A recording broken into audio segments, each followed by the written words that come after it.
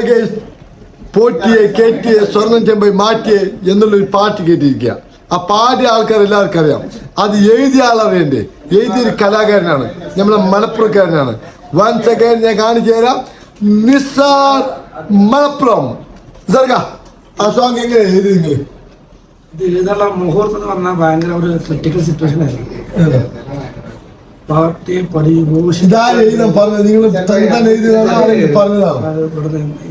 Egypt എന്നൊരാൾ പറഞ്ഞു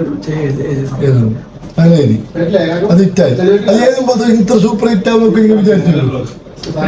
പാട്ട് ഹിറ്റാന്ന് വിചാരിച്ച എഴുതല്ലോ, ജനങ്ങൾ കേൾക്കണം അത്ര.